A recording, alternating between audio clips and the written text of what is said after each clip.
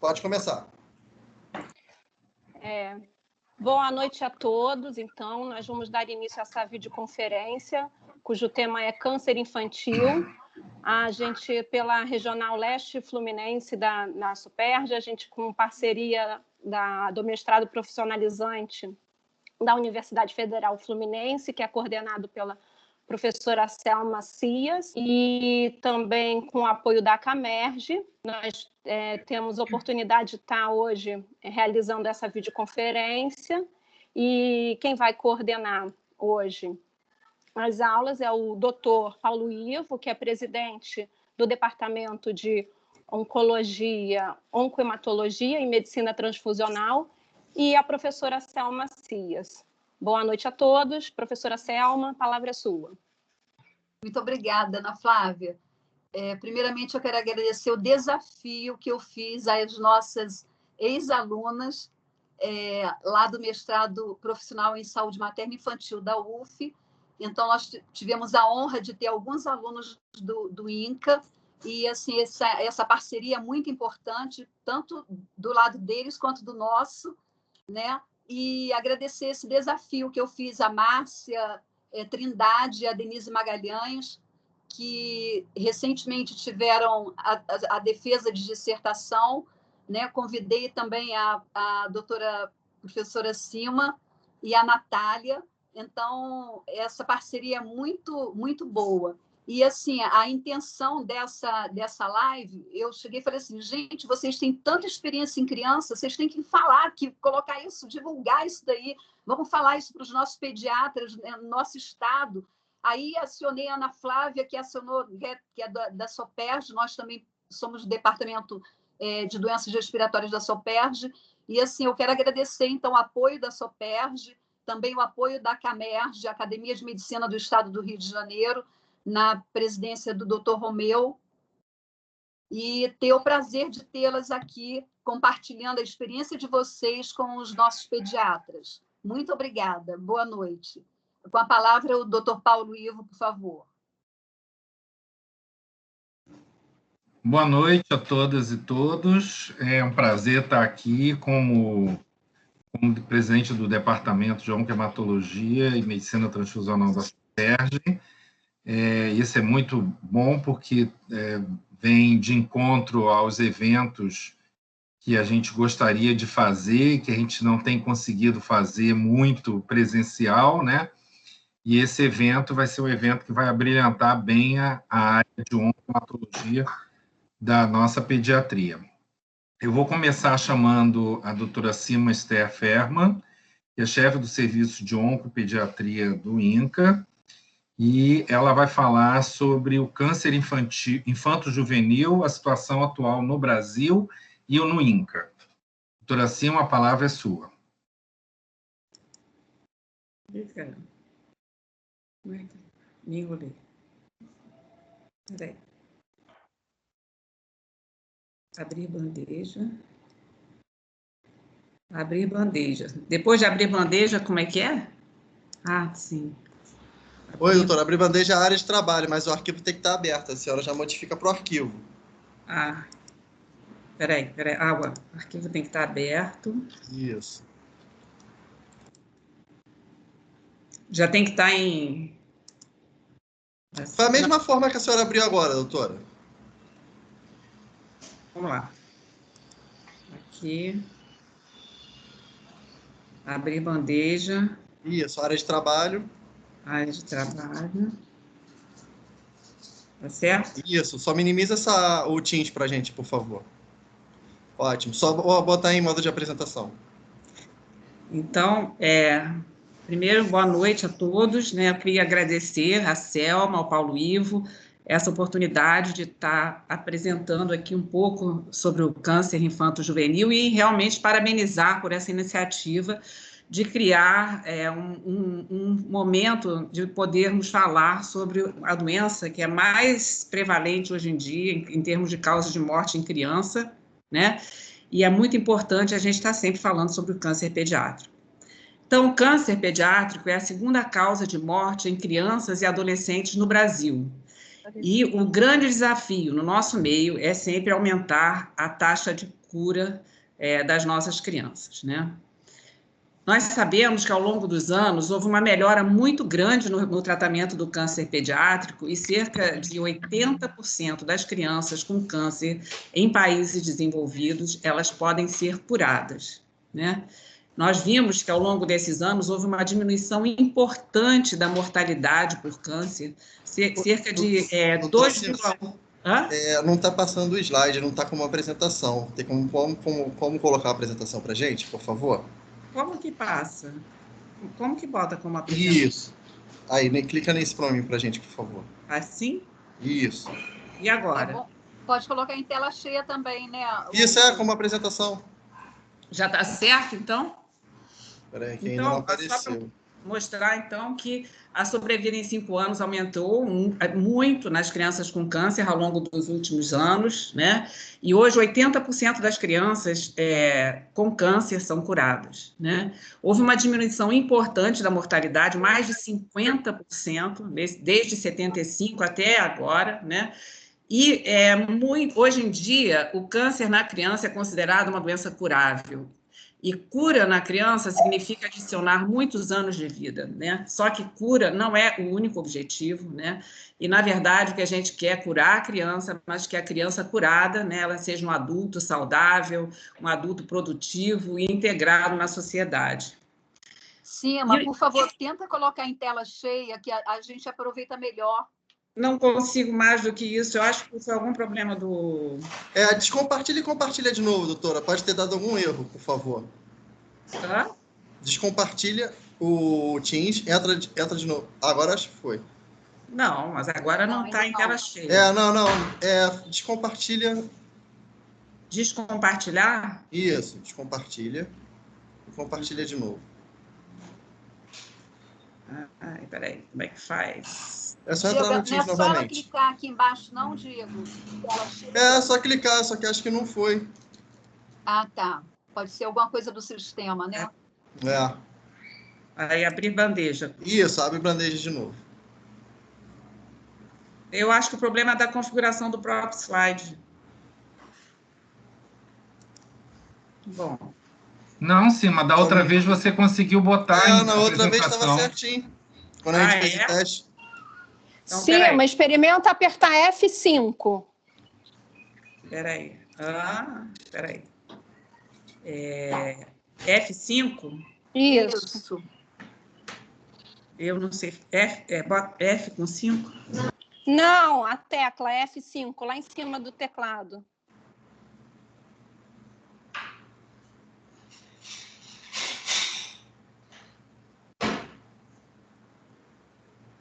Saiu.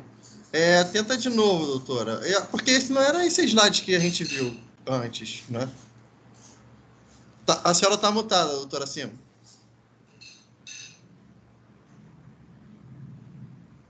A senhora está mutada. A senhora está com o microfone mutado. Então, vamos ver agora de novo? Tá. Só minimiza isso para a gente, por favor. E agora? Espera aí, o que faz agora? Minimizar esse e apresentar. Isso. E eu vou aparecer de novo. Isso. E agora, melhorou? Ou está igual? Está igual, está como câncer infanto juvenil. Eu não lembro que foi esse arquivo que a senhora abriu para a gente. Foi esse, sim. Foi? Foi. Mas está pequeno? É isso?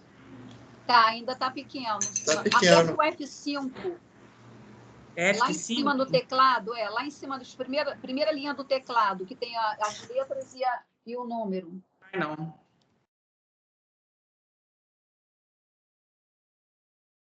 Vocês querem, então, continuar aqui? Eu vou tentar dar um jeito e volto, e aí passa para não atrapalhar? Ou fica assim mesmo? Eu acho que pode ser assim mesmo. Então, tá bom. Então, a melhora da sobrevida e a qualidade de vida em crianças com câncer, ela ocorreu muito por causa do quê? A abordagem multidisciplinar do cuidado, né? E as crianças serem tratadas em centros especializados no tratamento da criança. Hoje em dia, a gente sabe que a criança não é um adulto pequeno, né? e que ela realmente precisa de todo um cuidado especial, né? E também muito associado à questão da pesquisa clínica colaborativa. Isso melhorou muito o resultado no tratamento.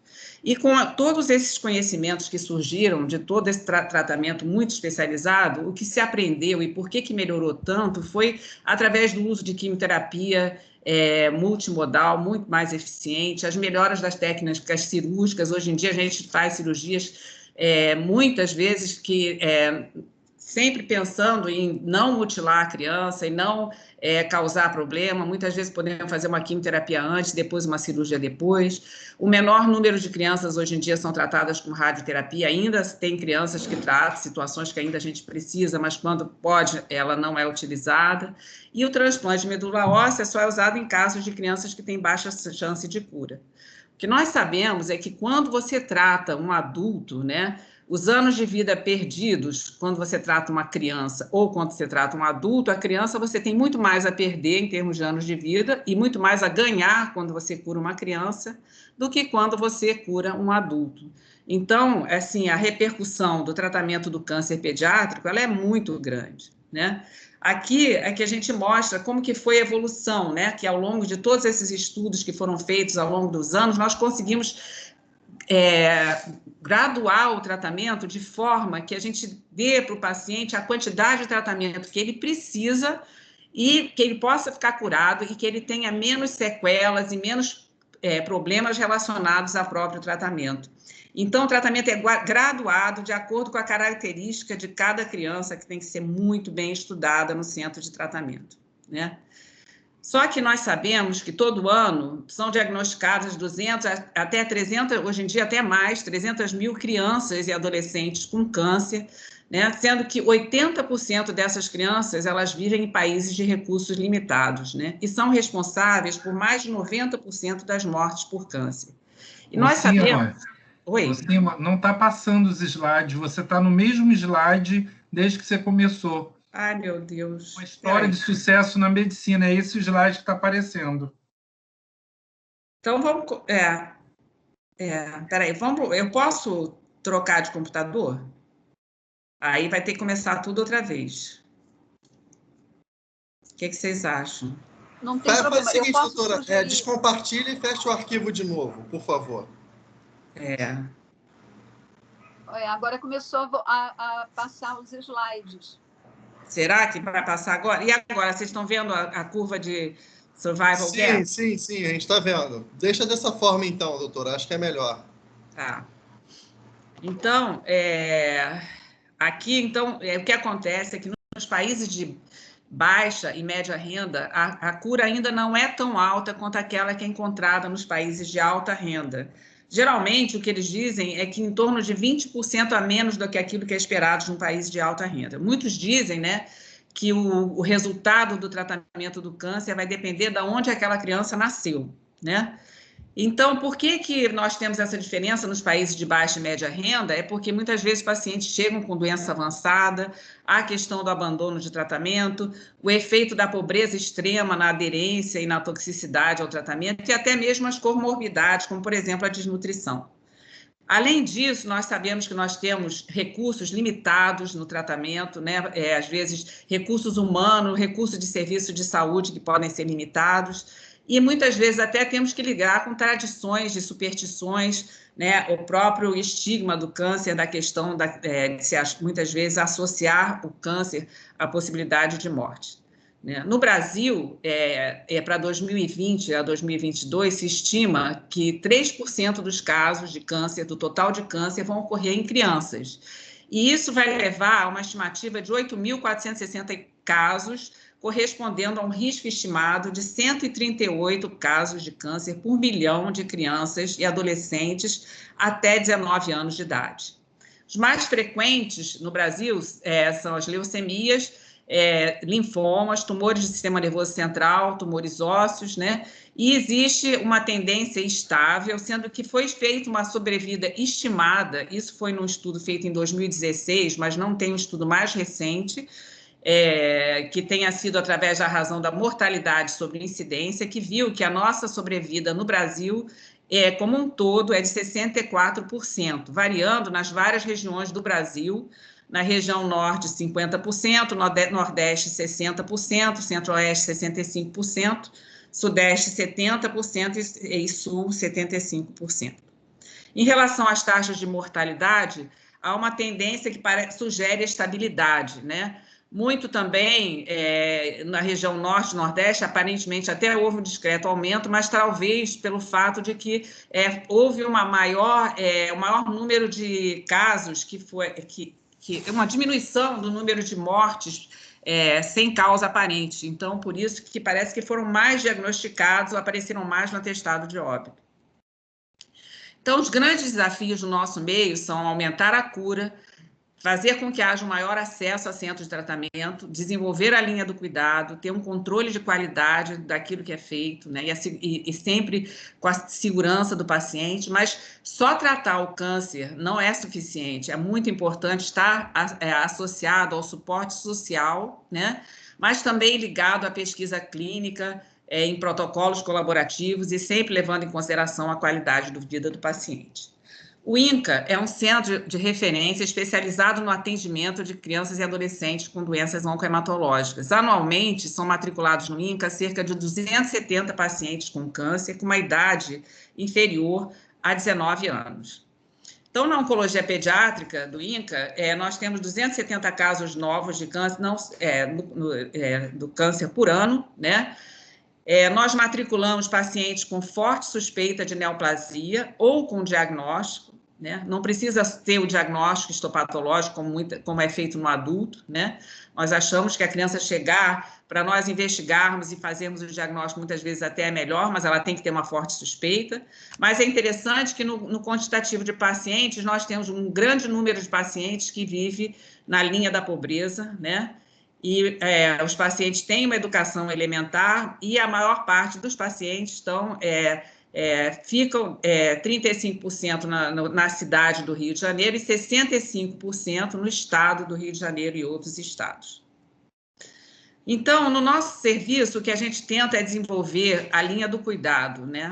E, basicamente, que significa o diagnóstico precoce, o diagnóstico preciso, que você tem que tratar a doença com o nome da doença certo, né? O estadiamento clínico e biológico adequado para avaliar os fatores de risco, para poder avaliar qual é o melhor tratamento para aquela criança, o tratamento multidisciplinar para uma equipe ampla, né? Não há um profissional sozinho que possa dar conta de tudo que a criança precisa, né? E sempre levando em consideração os aspectos psicossociais, a qualidade de vida, o estudo dos sobreviventes a longo prazo e também o cuidado paliativo integrado desde o início do tratamento. E no nosso serviço, na verdade, a gente chama de cuidado integral, porque os pacientes eles recebem melhor esse nome até do que cuidado paliativo. Em relação ao diagnóstico tardio, né, que nós sabemos que um grande número de crianças chega tardiamente ao centro de tratamento, muitas estratégias têm sido feitas e nós temos participado ativamente na questão da capacitação, né, dos profissionais da estratégia de saúde da família e dessa interação que existe no Rio de Janeiro muito pela cura, que é uma associação que tem, né, do governo, né, das instituições que tratam pacientes com câncer e também de uma organização não governamental, que é o Desiderata. E o objetivo, então, é não só identificar os centros, né, os centros que são de diagnóstico e de tratamento, para que os profissionais da atenção primária possam encaminhar seus pacientes, mas também saber para onde que eles vão encaminhar esses pacientes para tratamento. E é também mais importante que essas crianças, em 72 horas, elas têm que ser atendidas num centro de tratamento, de diagnóstico ou de tratamento para fazer essa investigação. Então, tem toda uma questão desse treinamento que é feito dos profissionais, né, da atenção primária, né, e para fazer com que haja um reconhecimento dos sinais e sintomas do câncer pediátrico. O diagnóstico do câncer, ele modifica muito a vida de qualquer criança, né? E pode até alterar o rumo da vida completamente, né? A criança vai precisar idas e vindas ao hospital, ela vai ser submetida a procedimentos dolorosos, internação para diagnóstico e até para tratamento. E aí é uma época de muito desgaste emocional, né, para as crianças e para os seus familiares. E muitas vezes o medo e as incertezas, eles são máximos no momento do diagnóstico, né? Então é muito importante que haja uma aliança terapêutica entre o profissional, né, a equipe, né, a família, né, e o paciente, né? E sempre esse relacionamento ele tem que se basear em respeito mútuo, negociação, diálogo e honestidade, né? Mas então, como eu tinha falado para vocês, a gente tem que sempre estar atento às questões socioeconômicas. A assistente social ela é fundamental para ajudar no tratamento. Muitas vezes a questão da distância do centro de tratamento, as dificuldades econômicas que os pacientes têm para chegar ao tratamento são muito importantes, porque a criança ela precisa que os pais tragam ela para fazer o tratamento, e também para que ela seja curada, ela precisa fazer o tratamento na sua integralidade. Então, assim, a gente precisa dar todo o apoio que a criança e a família precisam para que ela possa vir ao tratamento, além das questões de estar sempre trabalhando a questão do estigma, né? A questão do medo que pode ter, tanto, né, em algumas situações que, de fato, há necessidade da mutilação, isso tem que ser muito conversado, e até mesmo dos componentes do tratamento. E, muitas vezes, a mãe fica dividida se ela vai ficar com o filho doente ou o filho que está em casa que não está doente, e quem vai cuidar de cada criança. Então, é muito difícil esse momento para todos, né? Então, esse suporte, ele vem muito a gente tem tanto do voluntariado no INCA, da Casa de Apoio, da Casa Ronald McDonald, né? E todo esse apoio é muito necessário através de transporte, auxílio transporte, alimentação, né? E muitos outros que nós vamos falar mais para frente em relação a como prevenir o abandono do tratamento, né, e até mesmo como realizar as pesquisas. E aí, nesse sentido, a comunidade tem sido fundamental no sentido de ajudar para que nós possamos desenvolver todo esse trabalho junto ao paciente. Então, aqui... 5 minutinhos, tá? A questão, por exemplo, da Casa Ronald, onde tem a Bolsa de Alimentos, né? Aqui a questão do nosso projeto para prevenção de abandono, quando o paciente falta ao tratamento, a enfermeira ela vai avaliar, nós temos umas planilhas e avaliamos quando o paciente falta, e aí nós chamamos o paciente para vir à consulta, para não perder nenhum tratamento, e com isso o nosso abandono de tratamento é extremamente baixo. No último ano de 2017, que nós tivemos uma publicação, estava em 0,9%. Em países de baixa renda, você tem taxas de abandono que vão até 50%, 70%, né? E aí, todas essas estratégias são feitas no sentido de avaliar qual é a dificuldade para a criança vir ao hospital e ajudar a criança para que ela possa vir ao hospital. Outro fator que é muito importante no tratamento é a questão de manter a vida da criança o mais próxima possível do normal durante o tratamento. E também manter as atividades que são mais sérias para a criança, as atividades normais da criança, que são brincar e estudar. E, nesse sentido, nós damos um valor muito grande à classe hospitalar, que tem no hospital, né? E nós sabemos que o retorno à vida hospitalar pode facilitar essa normalidade da vida, a qualidade de vida e a vontade de luta pela vida da criança, né? Então, aqui são vários... as nossas professoras, elas já fazem parte da equipe, é um convênio com a Secretaria Municipal de Educação, e elas são quase que membros efetivos da nossa equipe, auxiliam em todas as fases do tratamento. Então, assim, o que eu queria dizer para vocês é que, de fato, é difícil, é realmente um momento muito difícil para a criança, mas nós, enquanto equipe, a nossa missão, né, é estar junto com o paciente em cada momento, até a gente conseguir que realmente ele chegue ao objetivo, né, que nós queremos, que é oferecer o melhor possível para cada criança, em cada momento, e sempre que possível atingir a cura da criança. Obrigada. Obrigado, sim, é uma belíssima palestra. Infelizmente, não conseguimos ver os seus slides. Não conseguiu? Não, ficou parado lá, mas eu achei que, como era, na realidade, uma questão que... introdutória, né? Você dominava muito, você domina muito bem isso, você foi brilhante. Eu acho que foi até mais interessante, porque a gente ficou concentrado na sua voz. Ai, que delícia. Tá bom, tá bom. Então, vamos agora para... Só de compartilhar para a gente, por favor, doutora Silva. Ainda está compartilhado, por gentileza. Tá bom. Nossa. Certo? Foi? Então, agora foi. Foi. Vamos chamar, então, agora a doutora Denise Maria de Araújo Magalhães. Ela é médica radio-oncologista pediátrica do INCA, que vai nos dar o prazer de falar sobre quando suspeitar de câncer infanto-juvenil. Doutora Denise, por favor, a palavra.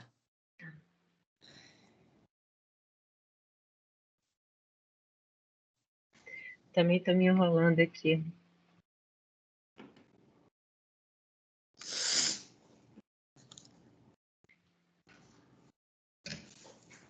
Está aberta a tela? Está aberta, doutora. Pode continuar. Tá bom, obrigada. Bom, eu quero agradecer a oportunidade de eu estar aqui hoje falando sobre um assunto tão importante, né? E até em comemoração ao Dia Nacional do Combate ao Câncer Infantil, que foi agora dia 23, e o meu tema é câncer infantil quando suspeitar, né? Então, rapidamente sobre câncer infantil, corresponde a 1 a 4% das neoplasias em geral. Segundo estimativas do INCA, são esperados 8.460 casos novos por ano, no triênio de 2020 a 2022. Esses tumores são tratados de acordo com protocolos multidisciplinares, com as principais modalidades de tratamento, uma combinação delas, quimioterapia, radioterapia e cirurgia. Países de primeiro mundo têm conseguido sobreviver em 5 anos de 80%, né? A gente está aí com 64%, como a Cima mostrou, mas essas altas taxas de cura são principalmente devido aos avanços nos exames diagnósticos, nas técnicas cirúrgicas, nas novas modalidades de radioterapia, na quimioterapia combinada e nos cuidados de suporte. Mas, apesar dessas altas taxas, ainda o câncer infantil ainda é a segunda causa de morte em criança, perdendo apenas para acidentes, e é a primeira causa de morte por doença na infância. Então, quando a gente fala em câncer infanto-juvenil, a gente está falando de um grupo heterogêneo de neoplasias, né? Pouco se sabe da etiologia desses tumores, parece haver um papel para fatores genéticos e ambientais. Eles se originam principalmente de células embrionárias, então ela tem um curto período de latência, um crescimento rápido. Diferente do adulto, afeta as células do sistema sanguíneo e os tecidos de sustentação.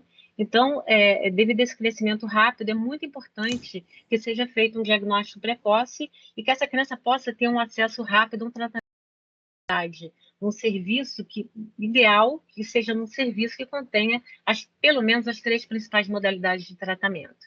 Então, um fluxo que parece simples acaba sendo um desafio, porque é uma doença de baixa incidência num país onde há poucas políticas de saúde específicas. Então, o diagnóstico precoce é importante, porque ele vai permitir o tratamento das doenças em estágios iniciais, vai permitir que esses tratamentos sejam menos agressivos, tenham melhores resultados, tenham menores taxas de sequelas tardias, né?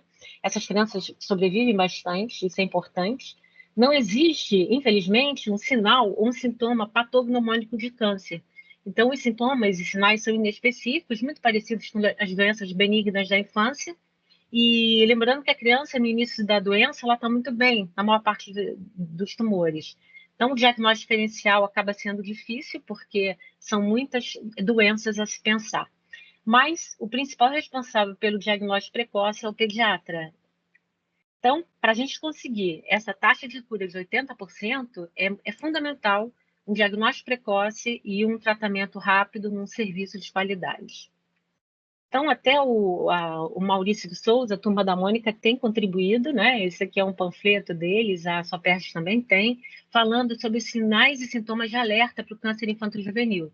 Então, aqui falando sobre a febre prolongada, palidez inexplicada, perda de peso, mas eu vou falar um pouco melhor mais para frente. Então, em relação aos sinais e sintomas, eles são mais gerais. Então, a febre, por exemplo, ela pode dar na leucemia, no linfoma, mas também em qualquer infecção. Os vômitos podem aparecer num tumor abdominal e nos tumores cerebrais, mas também podem aparecer numa gastroenterite, num refluxo, né, gastroesofagiano.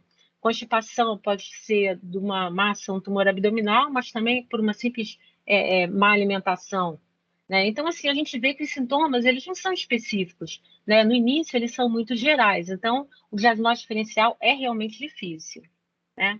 E aí a gente tem que pensar, primeiro, na população de risco, que existem malformações e síndromes clínicas associadas a um maior risco de câncer. Por exemplo, a gente sabe que síndrome de Down está relacionado com 10 a 20 vezes maior taxa de leucemia. A neurofibromatose tem uma maior chance de tumor do sistema nervoso central e sarcomas. A aniridia, que é a ausência da íris, né, junto com malformações no gênito trato urinário, como aqui, nessa duplicação aqui da pelve, e retardo mental, fazem a síndrome AGR, e ela vem muito associada ao tumor de Wilms. A hemipertrofia, como a gente pode ver aqui à direita nessa criança, pode estar isolada, mas pode estar também dentro da síndrome de Beckwith-Wiedemann. E a síndrome de Dennis-Bresch, que a gente pode ver aqui, aquela síndrome que pode dar insuficiência renal, glomerulopatia, e aqui está mostrando uma disgenesia gonadal. E ela é muito associada com tumor de Wilms. Então, todas essas situações estão relacionadas ao tumor de Wilms. Então, aqui a síndrome de Beckwith-Wiedemann com a macrodrosia, a criança tem visceromegalias e também tem um defeito na parede abdominal. Então, a Organização Pan-Americana da Saúde publicou uma classificação de probabilidade de câncer infantil, onde ela botou como os sintomas vermelhos, que são aqueles que têm o maior risco de câncer, os sintomas amarelos, que podem ser câncer, e os verdes é quando não há nenhum desses sintomas. Então, assim, vamos falar dos vermelhos, né? Então, quando você tem uma febre por mais de 7 dias sem causa aparente, você tem que pensar em câncer. Uma dor de cabeça persistente e progressiva. Então, é uma dor de cabeça que à noite acorda a criança e de manhã ela geralmente vem junto com vômitos. Dores ósseas progressivas no último mês, sangramentos inexplicados, então uma palidez grave, né? Leucocoria, estrabismo, aniridia, a ifemia, que é o sangue na câmara anterior do olho, a proptose, a heterocromia ocular, faz a gente pensar em tumores oculares, né? Os gânglios, então, maiores do que 2,5 centímetros de diâmetro, quando eles são duros, indolores e com uma evolução de mais de 4 semanas, a gente pensa principalmente em linfomas, né? Sintomas neurológicos focais agudos ou progressivos, então alteração na visão, massa palpável no abdômen, principalmente crescimento rápido, hepatomegalia, esplenomegalia e uma massa em qualquer parte do corpo sem sinais de inflamação. E os amarelos, então é uma perda de peso, uma coisa mais branda, então é uma perda de peso, apetite e fadiga dos últimos 3 meses, uma sudorese noturna, mas sem causa aparente, uma palidez mais leve, e uma linfonodomegalia diferente da outra, menor do que 2,5, mais fibroelástica e com uma evolução menor do que 1 mês. Tá? E um aumento de volume em qualquer região do corpo, mas com sinais inflamatórios. E o Ministério da Saúde lançou em 2017 um protocolo, quer dizer, um guia para os profissionais de saúde para um diagnóstico precoce, dada a importância da gente melhorar os resultados no Brasil. Então, eu vou me basear basicamente nesse protocolo do Ministério da Saúde e eu vou falar um pouquinho sobre os principais tumores. Então, a leucemia é o tumor mais comum na infância. 90% das leucemias na infância são a LLA, leucemia linfoblástica aguda. Ocorre mais entre 2 e 10 anos. Então, são sintomas que surgiram em poucas semanas, não é um quadro arrastado. A clínica vai ser devido à proliferação de células imaturas na medula óssea, né, em outros tecidos também, como a amígdala, outros órgãos. Então, aqui a gente vê a série branca tomando conta aqui da medula óssea e diminuindo, não deixando espaço para os glóbulos vermelhos e as plaquetas. Então, com isso, a gente vai ter sintomas de anemia e sintomas de sangramento também. Então, os sintomas são palidez cutânea e mucosa, importante, né? Fadiga, irritabilidade, os sangramentos aí sem causa definida, dor óssea, febre, dor articular, adenomegalia generalizadas e a hepatosplenomegalia. Então, a criança tem uma história de infecções frequentes, né? A gente está falando de de células de defesa jovens, né? Sem função, E a gente tem aqui 2 sinais de uma doença mais grave, um prognóstico mais reservado, que é quando há uma infiltração do sistema nervoso central e uma infiltração testicular, como a gente pode ver aqui. Então, são sinais de infiltração do sistema nervoso central, náuseas, vômitos, a visão dupla, desorientação e a paralisia de pares cranianos. O diagnóstico diferencial, principalmente com as doenças infectocontagiosas, né? Como conduta, recomenda uma realização do hemograma em 24 horas, quer dizer, de urgência, e quando você tem uma alteração em 2 ou mais séries, ou seja, uma anemia, uma plaquetopenia ou leucocitose ou leucopenia. Essa criança deve ser orientada, deve ser encaminhada para um oncohematologista. Então, esse é o fluxograma que está nesse protocolo. Então, aqui são os sinais, a criança faz um hemograma em 24 horas, se ele for normal, ela vai ser reavaliada em 3 dias. Se continuar com os sintomas, vai repetir o hemograma e se ele for normal, só acompanha, mas se ele tiver aquelas 2 ou mais alterações, vai ser encaminhado para um oncohemato. E se esse hemograma logo aqui, o primeiro, der alterado, né, a gente vai direto para fazer encaminhamento.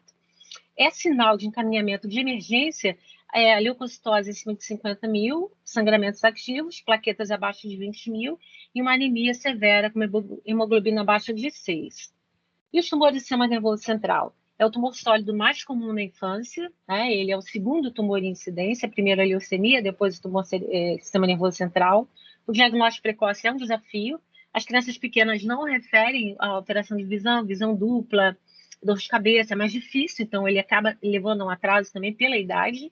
A clínica vai variar de acordo com a localização do tumor, né, em que área que aquele tumor está crescendo, e aquelas células ali, a função daquelas células, elas vão dar os sintomas. O tipo psicológico, né, se ele é mais agressivo, se ele é menos agressivo, se ele é um tumor de alto grau, então a taxa de crescimento desse tumor também relacionada ao grau e a idade da criança, como eu falei.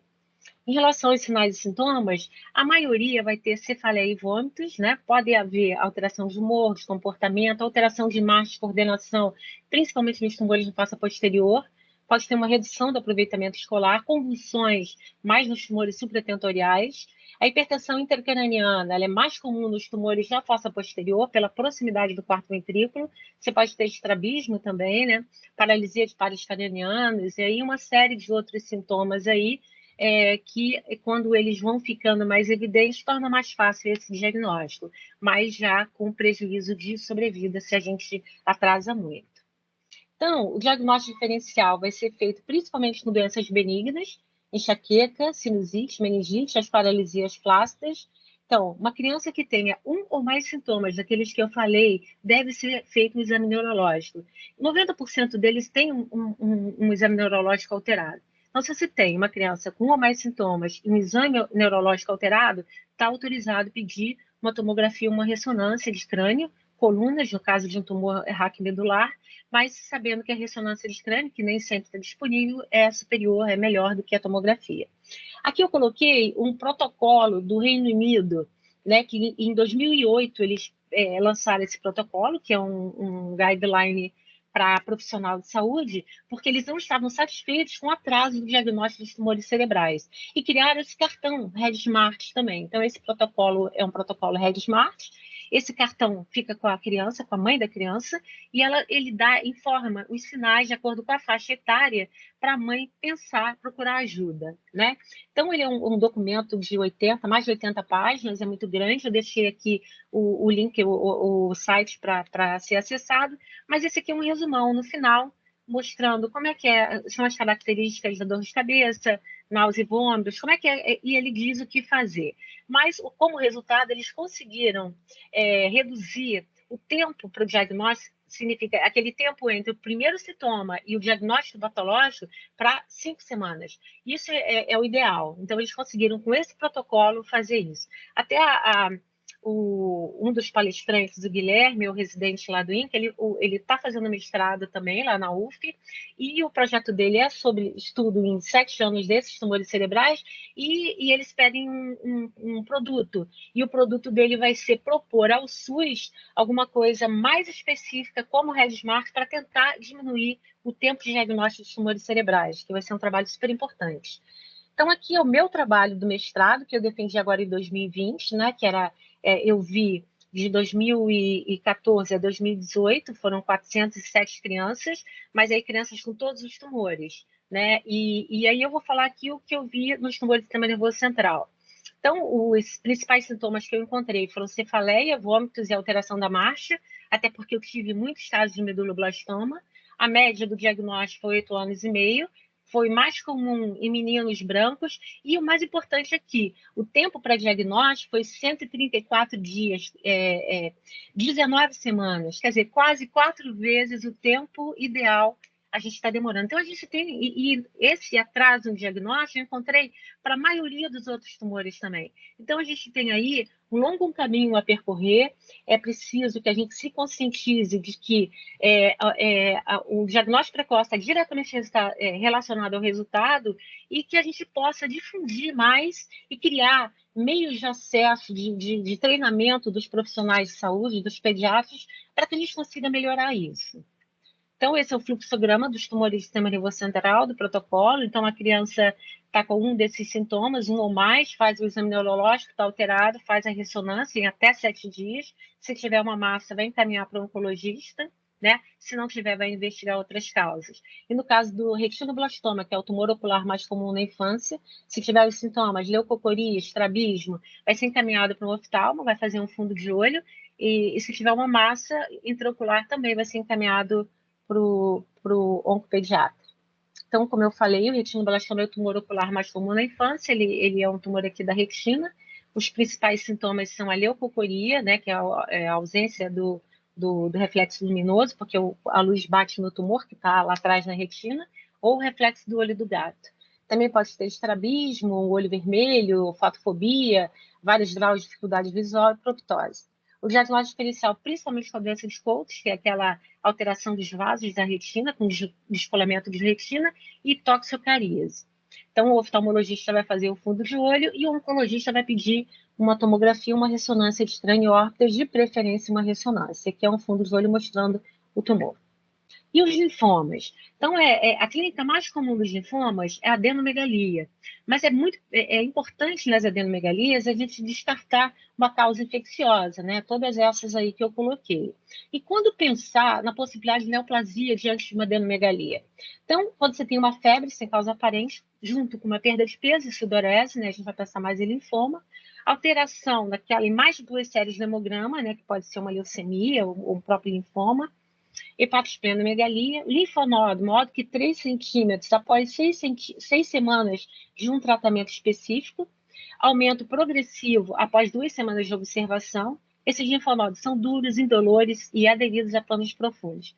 Então, os locais de maior suspeita são as regiões supraclaviculares, as regiões cervicais inferiores e também axilares epitropleares. Fluxograma para os linfomas, então, se a criança tem aqueles sintomas ali que eu falei, a gente faz as sorologias para afastar aquelas doenças infectocontagiosas, se forem positivas, vão tratar, e faz também um hemograma com VHS em até 3 dias. Se ele for normal, você vai reavaliar em 4 a 6 semanas. Se persistir o linfonodo ainda maior do que 3 centímetros, se houver progressão de sintomas, você vai encaminhar para um oncologista, se não, acompanhar. Tá? Se esse linfonodo, se esse hemograma mostrar aquelas 2 ou mais alterações, anemia, leucocitose, leucopenia e plaquetopenia, você também vai encaminhar um oncologista. Se essas linfonodomegalias forem supraclaviculares ou naquelas regiões que eu acabei de falar, encaminha direto para o oncologista. Se houver uma linfonodomegalia com ou sem dispneia, a gente tem que pedir um raio-x. Se tiver uma massa mediastinal, também pensar em linfoma, encaminhar para um oncologista. E as massas abdominais? Então, a massa abdominal é a principal apresentação clínica dos tumores sólidos na criança, mas a maioria dessas massas são benignas, assintomáticas, então elas são palpadas pelos pais ou pelo pediatra. Os tumores abdominais eles são mais comuns entre 1 a 5 anos, a gente tem que fazer diagnóstico diferencial, no recém-nato pensar no nefroma mesoblástico, mas também numa hidronefrose, cistos renais. Nas crianças maiores, a gente pode pensar em bolo gástrico, especaloma, hepatosplenomegalia, hemangiomas. E os principais tumores que a gente vai investigar são tumores de Wilms, que é renal, neuroblastoma, que é da adrenal ou da cadeia simpática, hepatoblastoma, os linfomas de Burkitt, não Hodgkin, e os tumores de células germinativas. O fluxograma de alerta para as massas abdominais. Se você tiver uma massa abdominal palpável de crescimento rápido, esse encaminhamento vai ser direto para um pediatra. Se você tiver aqueles sintomas mais arrastados, você pede uma ultrassom, que pode ser uma tomografia também, em até 72 horas. Se tiver uma massa, encaminha. E se você tiver também um aumento de volume testicular, faz um ultrassom. Se tiver uma massa, encaminha também para o oncologista, né? E os tumores mais comuns... Denise, 3 minutinhos, tá? Tá bom. No diagnóstico diferencial, a gente tem que pensar mais no tumor de Wilms e neuroblastoma, que são os mais comuns ali do abdômen. O Wilms, a criança está bem. No neuroblastoma, a criança não está tão bem. O Wilms, como eu disse, é dos rins, aqui é das adrenais e dos gânglios simpáticos. O Wilms invade estruturas adjacentes, o outro desloca. O neuroblastoma tem elevação das catecolaminas. Nos exames de imagem, a gente vê mais calcificações no neuroblastoma, ele ultrapassa a linha média. Wilms é da criança maior, neuroblastoma é da criança menor. Metástase pulmonar é muito comum para Wilms e não é tão comum para neuroblastoma, que dá muito metástase para medula óssea, osso, fígado, até pele, né, os nódulos cutâneos, mas pulmão é uma coisa mais... E os tumores ósseos são mais comuns em meninos. Os principais tumores que a gente tem que pensar são osteosarcoma e Ewing. A clínica é uma dor, aumento do volume, uma fratura patológica, pode ter os sintomas gerais. 30% dos sarcomas Ewing tem febre, é o diagnóstico. Se a criança já tiver metástase, é o diagnóstico, pode apresentar alguma dificuldade respiratória, uma tosse irritativa. Nos exames radiológicos, a gente pode ver uma redefação óssea, lise, uma reação periosteal, triângulo de Scholtmann, que está aqui, que é uma elevação do periósteo, e o diagnóstico final é pela biópsia. O rabdomiosarcoma, que é um tumor de partes moles mais comum, né? Ele pode ocorrer em qualquer parte do corpo, está ligado à musculatura estriada. É o local mais frequente no cabeça e pescoço, na órbita, mas tem um prognóstico muito bom. 25% deles têm metástases e geralmente é um tumor que é uma massa indolor, crescimento progressivo em qualquer parte do corpo, né? E aqui eu coloquei os sintomas referentes a cada região que ele aparecer, né? Pode dar até icterícia, uma doença mais rara, mas afetando os ductos biliares. A gente tem que fazer TC ou ressonância, também é necessária uma biópsia. Então, aqui, um rabdomio botrioide, que ele muitas vezes o diagnóstico é feito pela eliminação dessas bolinhas na fralda. A mãe encontra essas bolinhas na fralda e vão para o exame histopatológico e fazem o diagnóstico. Aqui um aumento de volume no rabdomio paratesticular. O fluxograma também, aqui os sintomas, faz um raio-x, aqui o tumor ósseo, né? Os sintomas ósseos, faz um raio-x em até 7 dias, lesão suspeita, encaminha para o oncologista. Não suspeita, investiga outras causas. Aumenta os partes moles em qualquer parte, faz um ultrassom em até 7 dias, se tiver uma massa, encaminha também para o oncologista, e era isso. Muito obrigada. Obrigado, Denise, pela Eu vou tentar... aula. Agora vamos chamar a doutora Natália Grigorovski, eu compartilho aqui. Médica oncohematologista pediátrica do INCA, e ela vai falar dos tipos mais comuns de câncer infanto-juvenil. Então, muito boa noite a todos.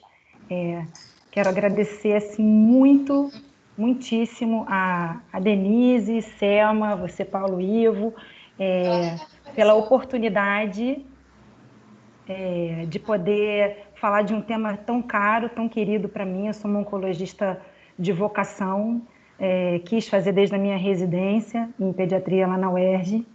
E eu vou tentar aqui, nesses próximos minutos, pegar essa missão que a Denise teve e percorreu tão brilhantemente, de tentar dar uma integrada para que a gente saia aí no final desse encontro com esses temas mais cuidados. Então, falando dos tipos mais frequentes Natália, de só Natália, minimizar o Teams, por minimiza favor. aí. Minimizar. Esse quadrinho aqui, Quadrinho do Teams. cinza. Ei, peraí, deixa eu ver fechou. como é que eu faço com ele. Eita, saí de fato. Deixa eu de novo aqui.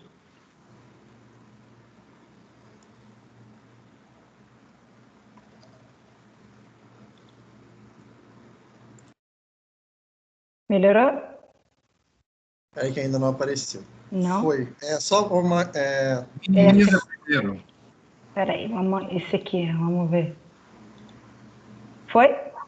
Isso, só botar agora em tela...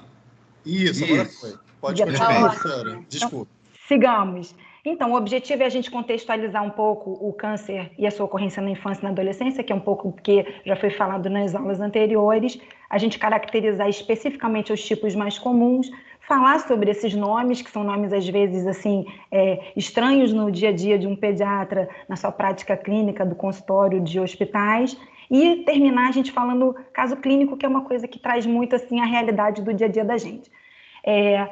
O câncer, né, na verdade, a gente sabe hoje, é um assunto muito falado, né, aparece muito na televisão, não é uma doença só, é um conjunto de mais de 100 doenças que têm em comum esse crescimento desordenado das células que invade tecidos e órgãos.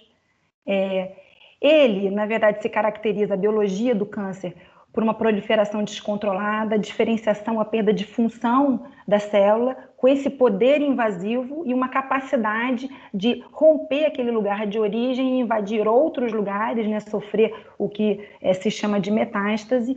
A gente sabe que muitas vezes esses tumores, esses cânceres, eles podem ser induzidos por fatores externos, aqui eu cito alguns, a radiação, vírus, agentes químicos, e no final das contas, né, se a gente pudesse fazer um resumo, a biologia do câncer é uma falha nos mecanismos que regulam o crescimento da célula normal, a sua proliferação e a morte celular. Por que eu trouxe essa informação? Porque, sim, câncer de adulto e criança tem essa origem, vamos dizer assim, biológica, muito semelhante, mas não necessariamente tem um comportamento igual. A gente já tem aí um diferencial bem grande, né, do que é câncer em adulto e o que é câncer em criança. Né, a maioria dos casos são os cânceres de adulto, né, 97%. As crianças perfazem aí, Denise trouxe o número de 1 a 4%, e aqui no Brasil, em geral, a gente está nesse patamar aí de 3%. A gente tem essa previsão, são estimativas do Instituto Nacional de Câncer, desses 12 mil casos novos de câncer em crianças e adolescentes até 19 anos. E aí, acho que esse quadro, assim, eu sempre gosto de dizer que algumas lições para casa. Esse é um dos slides, assim, que quem estiver assistindo guardar, assim, como informação para levar para casa, como essa diferença entre, como eu disse, tem uma biologia semelhante, mas não necessariamente um jeito de se comportar igual. Né? O câncer de adulto, ele é muito mais frequente do que o infantil, né? E aqui está dado nessa primeira linha. Né, a quantidade por milhão é bastante diferente. Denise trouxe ali num slide que a diferença também é da origem celular. Em geral, são células da sustentação que dão origem, né, aquele problema, aquela falha de mecanismo de proliferação de células de sustentação, mesenquimais, e também de tecidos de origem sanguínea. Né? Falou aí bastante das leucemias, dos linfomas, a gente vai falar um pouquinho depois. E que é super diferente da ocorrência em adulto, que em geral são os tumores epiteliais. Por isso que eles se chamam carcinomas, os carcinomas mais comuns, da mama, do cólon, da próstata, e que a gente vê muito raramente em criança. Né? Aí a gente já vê, assim, realmente até as ocorrências, tanto em localização como de tipo histológico, são bem diferentes na infância e na vida adulta. Eu citei alguns slides anteriores, fatores de risco predisponentes, indutores, falei da radiação, falei de vírus. Isso é bastante frequente no adulto, por exemplo, o tabaco, por exemplo, a exposição a uma radiação, como naqueles acidentes, tanto a gente fala bastante de Hiroshima, acidente lá de Chernobyl, né, com o extravasamento de radiação, essa é uma causa muito frequente em adulto, essa consequência, né, no curto, médio e longo prazo de doenças em adulto. Isso é muito raro a gente ver em criança, né? Não tem assim um fator de risco. E aí, como eu comentei que existe essa origem biológica semelhante, mas a agressividade da doença em criança é completamente diferente da de adulto. Na criança a gente vê uma agressividade maior porque existe uma taxa de proliferação muito maior. E aí a gente entende um pouco o que a Denise falou. Algumas situações a gente tem ocorrências de doenças muito agudas, né? Uma leucemia aguda não é um quadro arrastado, é um quadro que se impõe muito rapidamente. Muitas das vezes as crianças procuram emergências várias vezes e é ali que se faz, né, a suspeita de um diagnóstico de leucemia aguda. E é diferente da agressividade da doença em adulto, que em geral são doenças mais insidiosas, de ocorrência mais lenta ao longo dos anos. É aquele paciente que fuma e que aí tem enfisema, e aí tem um dano celular, né, lá no seu pulmão, e aí anos depois vai aparecer com carcinoma de pulmão. E isso tem uma correlação direta com a taxa de disseminação. Frequentemente, o tumor agressivo de crianças pode aparecer de forma disseminada. Daí, toda a importância do diagnóstico precoce, porque se tem essa taxa de proliferação alta, a chance da gente ter doença disseminada é maior, e quanto mais disseminado, menor a chance da gente se oferecer, como a doutora Selma falou lá no início, um tratamento de qualidade e possibilidade de cura. E diferente de adultos, que, em geral, as doenças são mais localizadas. Isso impacta diretamente na sobrevida, né, que das crianças, se não tratados, a sobrevida pode ser muito curta, diferente dos adultos, e, logicamente, a possibilidade de resposta ao tratamento, porque se tem uma taxa de proliferação alta, a quimioterapia que age ali no ciclo celular, a chance de você ter uma resposta em criança é bem maior. Então, a gente sabe, né? Outra lição para casa, prevenção. Não tem, assim, nenhuma evidência de associação entre doença e fatores ambientais. A ênfase que a gente tem atualmente é no diagnóstico precoce, todas essas medidas que a doutora Selma comentou, né? Todas essas parcerias com as ONGs, parcerias de capacitações de profissionais da clínica da família. E eu acho uma coisa que a Selma falou lá no início super importante, é essa proximidade da gente oncologista, oncohematologista, do pediatra. Eu acho que historicamente a gente se distanciou um pouco da pediatria. Eu acho que um encontro como esse é uma oportunidade da gente juntar aí as forças, porque é um trabalho assim super combinado. A gente só consegue fazer diagnóstico precoce estando próximo da pediatria geral. E uma orientação terapêutica de qualidade, como já se comentou aqui, em centros que tenham essa expertise. A gente sabe que é uma doença de grande impacto social, a doença na infância. A gente já falou aí sobre ser a primeira causa de morte por doença nessa faixa etária de 5 a 19 anos. E se oferecido um diagnóstico precoce, um acesso ágil ao tratamento, a gente tem uma grande chance de cura. E isso, doutora Selma e Denise também já comentaram, varia nas diferentes regiões do planeta. A gente sabe que o Brasil é considerado pelo Banco Mundial um país de média alta renda, e a gente tem, vamos dizer, os dois mundos, o mundo da alta renda e a gente tem o mundo da baixa renda convivendo, então essas discrepâncias, disparidades muito presentes no nosso dia a dia. Então a gente está ainda lutando com esse gap, né, que já foi falado de sobrevida. Então, a dificuldade diagnóstica está nos estadios iniciais. A Denise falou bastante da clínica inespecífica, que é bastante confundida com outras patologias. É uma doença rara e isso realmente precisa estar no radar do pediatra para que ele considere o câncer infantil como um diagnóstico diferencial lá na sua prática. Então, é importante estar atento, muito atento, principalmente naquelas situações que fogem do habitual. É importante que o pediatra, quem acompanha, mantenha um segmento até esclarecer e a gente possa fazer o encaminhamento para uma outra avaliação. Aquele fluxogramas que Denise mostrou são extremamente interessantes, bem práticos, e que é importante que o pediatra, quem está ali acompanhando, vá até o fim, né, e veja o esclarecimento desse caso. E com isso a gente pode tratar de forma menos agressiva, com uma carga menor de doença, aumenta a possibilidade de cura, e com isso, que é uma maravilha, a gente deixa, né, essa criança com uma qualidade de vida, com menos sequela, tanto do tratamento como da doença. Então, é uma doença que é tempo dependente, né? Para a gente o tempo é uma coisa muito importante e é muito importante que a gente haja, né, para evitar esses atrasos, tanto o atraso do paciente como o atraso médico, considerado aquela primeira ida do paciente a um atendimento e até a chegada num centro especializado.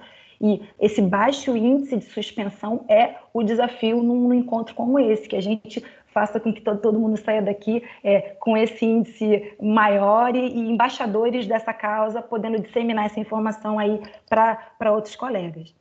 A doutora Cima falou bem do valor que a gente dá para essa linha do cuidado, né, que vai desde essa consulta, como a gente falou aqui, do pediatra, daquele que atende numa emergência, que atende no posto de saúde, e indo lá para uma consulta especializada para o diagnóstico, que toda essa linha seja feita da forma mais adequada possível, essa tríade de tratamento que ainda é muito importante, uma doença que teve uma revolução nos últimos anos, né, que sai aí de uma sobrevida pequena nos anos 70 e salta para uma sobrevida bem maior, graças a esse diagnóstico mais precoce, tratamentos em centros que são especializados, e hoje a gente pode dizer que com felicidade, que é uma doença muito curável, e a gente evita o atraso examinando o paciente, valorizando as suas queixas, acompanhando de forma regular até elucidar o caso, conhecendo os sinais e sintomas, que foi o que a Denise apresentou aí para a gente, coisas que a gente precisa pensar e se incomodar,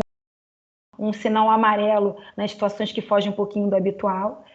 E aí só dando aquela, vamos dizer assim, uma consolidada nos tumores que ela foi comentando aí ao longo da aula dela, o tumor, até questão de prova sempre, né, o tumor mais frequente da infância é a leucemia aguda, sem dúvida nenhuma, né, e aí o primo irmão da leucemia, os linfomas aí, são os tumores hematológicos os mais frequentes. O tumor do sistema nervoso central é o tumor sólido mais frequente, e aí tem essa pulverização assim, dos outros casos, né, com menos frequência, e a gente vai falar um pouquinho assim, rapidamente sobre eles. É importante que a gente faça a distinção que aquela pizza anterior fala de uma distribuição ao longo da infância e da adolescência, mas existe uma característica no câncer infantil que é um respeito à idade. A doença acontece numa determinada faixa etária e muitas das vezes não em outra. Então, a gente sabe que a frequência de ocorrência entre 0 e 14 anos é completamente diferente da ocorrência entre 15 e 19 anos. É uma doença que lembra que a gente falou lá no início, um problema biológico, uma falha no mecanismo de regulação da proliferação celular, mas o órgão que tem esse problema varia ao longo do crescimento e desenvolvimento da criança. Na verdade, no fundo, é um problema do desenvolvimento, é uma falha desses mecanismos no desenvolvimento da doença. Aqui é uma doença pouco frequente, mas assim, o retinoblastoma é uma doença essencialmente dos primeiros anos de vida, do 1º ao 5º ano de vida. Né? Sendo que os tumores ósseos, que a gente vê aqui com 7% de ocorrência nessa faixa etária, são muito raros, muito mais raros da gente ver na infância. Vocês veem aqui que são numericamente diferentes. Então, mais comuns nessa faixa etária do 0 a 14 anos, a leucemia aguda, a LLA, os tumores cerebrais, o neuroblastoma, os linfomas não Hodgkin, tumor renal, que é o tumor de Wilms, que é o mais frequente. Na faixa etária de 15 a 19 anos, o linfoma de Hodgkin, os carcinomas de tireoide, aí já tem aí carcinoma que a gente falou, que aqueles tumores epiteliais da tireoide, já tem uma comunicação com a vida adulta, né? Então, a gente tem em seguida os tumores cerebrais e os tumores germinativos testiculares. Vou falar um pouco sobre cada doença para a gente se familiarizar com elas, mas a gente aqui não tem a pretensão de esgotar, né, o falar sobre esses tumores. A leucemia aguda, então, a clínica inicial, palidez cutânea e mucosa, irritabilidade, sangramentos, febre, aquelas infecções recorrentes, dorócia, articular, muitas vezes generalizada, a hepatoesplenomegalia, linfonodomegalia generalizada. Os tipos mais comuns, a leucemia linfóide aguda, a leucemia mieloide aguda é a segunda mais frequente, as crônicas um pouco mais raras. Os fatores de risco, Denise comentou, né, por exemplo, a síndrome de Down, as síndromes genéticas como a anemia de Fanconi, as imunodeficiências, e o tratamento é basicamente quimioterapia e, para alguns casos selecionados de risco maior, transplante de medula óssea. Os linfomas, então, clínica inicial em geral, sintomas gerais, B, que se chama febre, sudorese, emagrecimento, alteração no hemograma, hepatoespleno, adenomegalia, em geral aquelas cervicais, né, como a gente falou bem aí, Denise explorou bem esse assunto, e os linfomas mais comuns, o Hodgkin mais no adolescente, e os não Hodgkin, o Burkitt, o linfoma linfoblástico, os linfomas difusos, células B, e os linfomas anaplásicos. Os tumores cerebrais, é um grupo enorme de doenças, são grupos assim que tem a ver também com a origem celular desses tumores, é o sólido, como a gente já falou, mais frequente da infância, e aí a gente tem uma diferença entre que são as ocorrências supratentoriais e as infratentoriais, inclusive nos subtipos de tumores. O que a gente vê bastante frequente são os gliomas, que vêm da célula da glia, que são de sustentação, os meduloblastomas, que são de células neuroectodérmicas, daqui do cerebelo, e os ependiomomas e vários outros subtipos. A gente já viu aí que uma das clínicas importantes do início é aquele sinal de hipertensão intracraniana, bem frequente nesses tumores infratentoriais, e a clínica está muito relacionada, como eu falei, com essa ocorrência supra ou infratentorial. Os supra, em geral, cursam com convulsão, alterações focais, os infras com alteração de equilíbrio por essa alteração no cerebelo, alteração dos pares cranianos e, como eu falei, a clínica de hipertensão intracraniana por obstrução e hidrocefalia. O tratamento dos tumores cerebrais varia muito de acordo com o tumor, a localização, de acordo com o subtipo histológico, mas é basicamente a cirurgia, um tratamento muito importante, quimioterapia e a complementação também com radioterapia, mas não necessariamente essa tríade para todos os tumores, isso aí depende de cada tumor, é individualizado esse tratamento. Os subtipos mais frequentes aqui, então, o meduloblastoma, como eu comentei, do cerebelo, os ependiomomas, os astrocitomas que estão dentro desses grupos que eu comentei dos gliomas, que são tecidos de sustentação, os gliomas do tronco encefálico, doenças muito graves, né, principalmente os que são os difusos de Ponte, e os craniofaringiomas. E aí, vou assim, apresentar um termo que a gente usa muito na oncologia pediátrica, né? Os tumores da infância são aqueles tumores que lembram as células do período embrionário.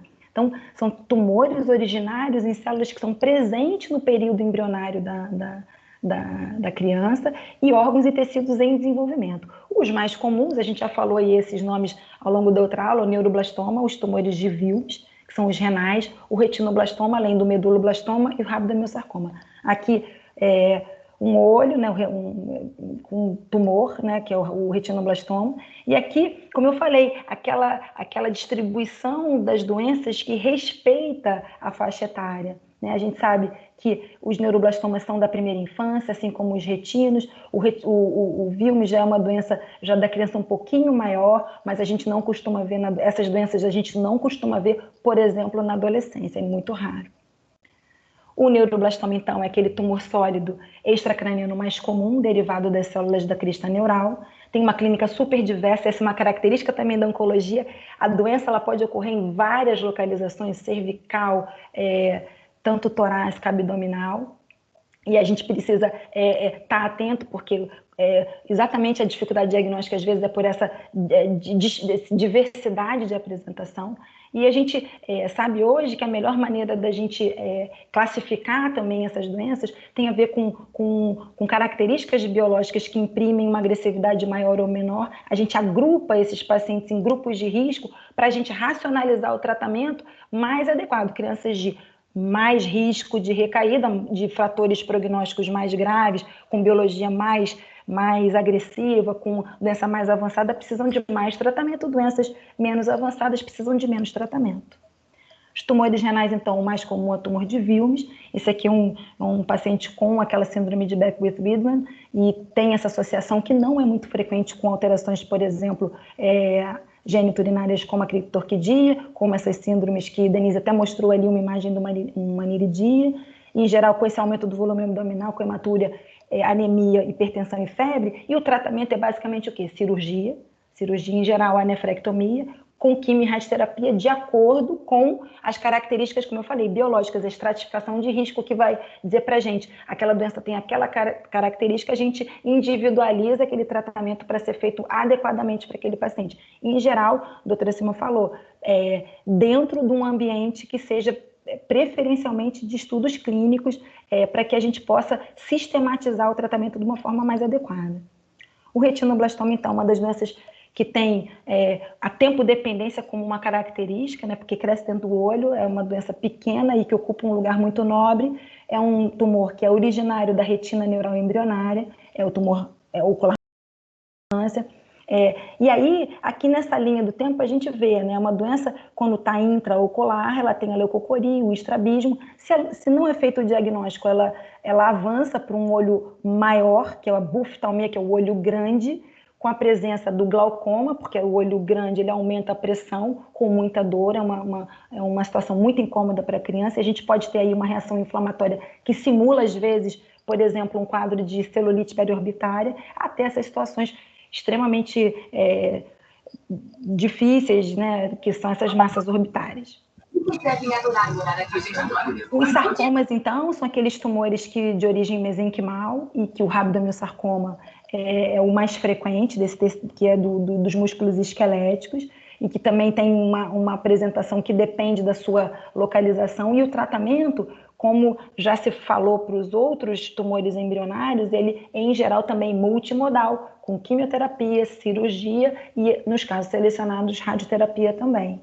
Doença da criança menor. E aí, se for da cavidade orbitária, tem apresentação com proptose. Se for do nasorrinofaringe, obstrução nasal e secreção sanguinolenta. Do ouvido médio, com essas características. Então, isso respeita. Da bexiga imatura, tem esse respeito com a localização e a sua apresentação.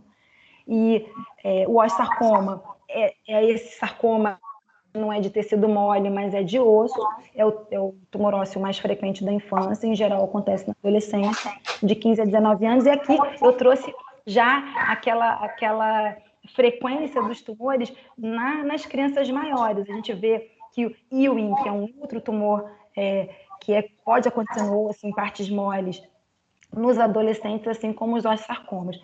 Essa diferença é uma outra lição importante, né? Além daquele quadro que diferenciava o tumor de adulto e de criança, entender que essas ocorrências elas variam ao longo da infância ajuda a gente entender a oncologia pediátrica bem mais. Aqui é um exemplo de uma paciente do INCA com um rabdomiossarcoma orbitário, submetida a quimio e radioterapia, ela após o tratamento, e a doutora Sima comentou, né, que a gente tem essa possibilidade de acompanhar no longo prazo. É uma paciente que, né, entrou na idade adulta, teve uma filha, veio acompanhada da mãe, e a gente tem essa chance de ver aí no longo prazo. Precisou, depois da radioterapia, fazer uma cirurgia de catarata, mas está vivendo uma vida com muita qualidade.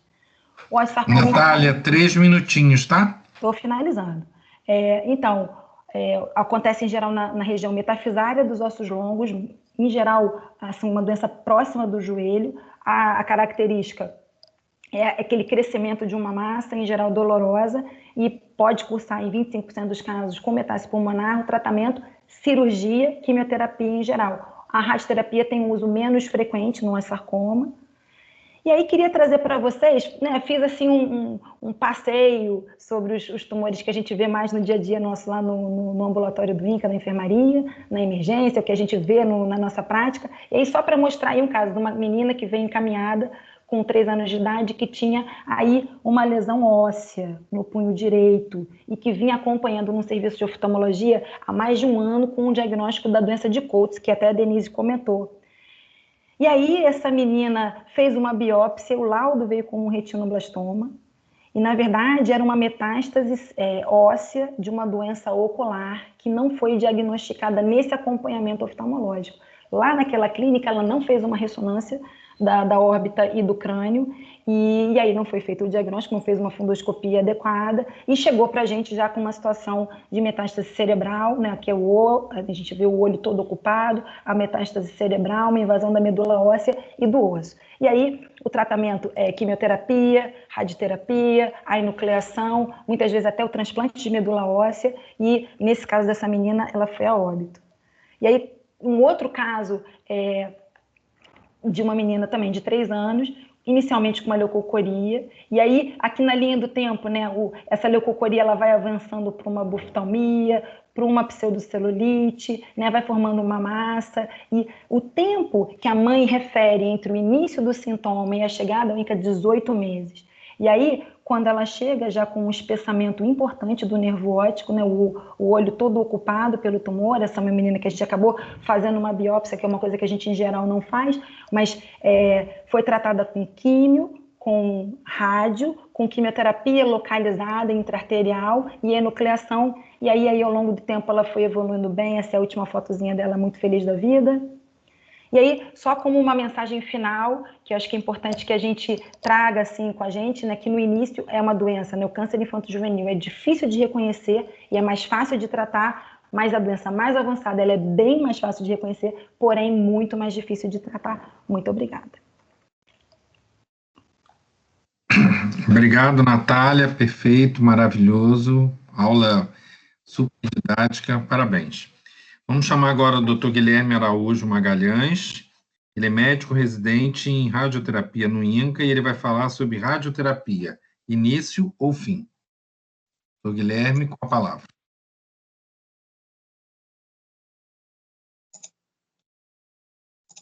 Boa noite a todos. Gostaria de agradecer o convite ao Dr. Paulo Ivo e à doutora Selma. A aula de hoje vai ser sobre... deixa eu minimizar aqui. A minha aula é a respeito da radioterapia, início ou fim, e vamos começar. Mas primeiro, para a gente entender, é bom a gente conhecer a história da radioterapia. Em 1895, foi descoberto o raio-x por Wilhelm Conrad, que em 96 ele fez a primeira radiografia de um colega de universidade, que é observado na imagem do slide. Em 96, foi utilizada pela primeira vez com uma finalidade clínica, em que fez uma radiografia num marinheiro que tinha recebido um ferimento com uma faca. E, a partir disso, foi vista a utilidade, a possibilidade de utilizar isso com uma finalidade clínica, para poder auxiliar o tratamento. A partir disso, foi o nascimento da radiologia. Em 96, Leopold conseguiu tratar uma verruga com raio-x e Antoine Becquerel conseguiu descobrir a radioatividade emitida por elementos. Em 98, Pierre e Marie Curie isolaram a radioatividade de elementos radioativos. E, a partir deles, surgiu a radioterapia. O que aconteceu aqui? Mas o que é a radioterapia? A radioterapia é a gente fazer um tratamento com uma finalidade terapêutica para tentar destruir as células tumorais. Essa radiação ela age diretamente no DNA das células, fazendo com que no momento que elas tentem se replicar, elas não conseguem concluir esse processo de replicação e elas acabam morrendo durante o processo. O principal mecanismo de morte celular é por mitose, mas também ocorre a apoptose. O nosso objetivo de tratamento é sempre tentar entregar a dose necessária para que leve à lise tumoral, ao mesmo tempo que tenta preservar os tecidos adjacentes, para que se evite a toxicidade. Nessa imagem, a gente consegue observar os efeitos de como a radioterapia interage com o nosso corpo. Existe a via direta e a indireta. A indireta, um fóton incide com o elétron, vai fazer com que esse elétron saia da sua eletrosfera e, com isso, vai fazer a formação de radicais livres. E esses radicais livres vão levar ao dano no DNA. Enquanto no dano direto, o fóton incide com esse elétron e esse elétron vai diretamente lesar o DNA das células. Existem diversas formas de classificação para a gente conseguir classificar uma radiação, porém, para fins didáticos, é importante a gente entender que existem duas, que a gente consegue classificar ela como ionizante ou não ionizante. A ionizante é uma radiação que ela é forte o suficiente, ela tem energia suficiente para remover um elétron da eletrosfera, enquanto a não ionizante, ela não consegue remover esse elétron. Um exemplo de cada ionizante seria o próprio raio-x e a não ionizante seriam ondas de rádio. Agora, entrando na parte da radioterapia, é importante a gente entender como funciona para a gente poder seguir. Existem 3 principais volumes de tratamento na radioterapia, que é o GTV, o CTV e o PTV. O GTV é o volume tumoral grosseiro, em que o radiooncologista marca exatamente a doença presente no paciente, que é vista ou através da nossa tomografia de planejamento ou através de outros exames de imagem que auxiliem isso, por exemplo da ressonância magnética ou um exame de PET-CT. O CTV ela é uma área de doença subclínica. É necessário a gente marcar todo o volume de doença em que pode haver doença, que seria uma margem do próprio GTV e também cadeias nodais que possivelmente podem estar acometidas. E o PTV é uma margem de movimentação, em que a gente cria uma margem porque a gente sabe que o paciente não vai permanecer perfeitamente estático, existe também falhas devido à imobilização do paciente. Aí, para a gente conseguir entender, em 1980, a maioria dos nossos tratamentos era feito sobre uma técnica 2D, em que se utilizava parâmetros ósseos. A gente consegue observar no abacate em que o caroço do abacate seria a doença, enquanto o próprio abacate seria tecidos adjacentes, saudáveis. A gente consegue observar que a gente não conseguia poupar muito tecido saudável, consequentemente o paciente vinha evoluir com muita toxicidade. Na década de 90, teve o advento da tomografia, e foi possível a gente fazer um tratamento conformacional, em que a gente consegue fazer um tratamento direcionado para a doença do paciente. E a partir dos anos 2000 surgiu a tecnologia de MRT, que é a radioterapia com intensidade modulada, em que a gente consegue moldar melhor ainda o nosso volume de tratamento. Agora, falando um pouquinho de cada tratamento. O tratamento 2D é aquele tratamento que eu falei que utiliza parâmetros ósseos, porém, muitas vezes a gente não sabe se toda a extensão da doença está incluída no nosso campo de tratamento, pois muitas vezes o exame é muito antigo, não existe a possibilidade de solicitar novos exames. A gente não consegue saber exatamente se os órgãos de risco como é que está a tolerância desses órgãos saudáveis. E no tecido que a gente quer preservar, a gente utiliza um material denso para tentar fazer essa proteção. A exemplo do chumbo, na instituição, no INCA, a gente utiliza o alói, que é uma mistura de vários elementos.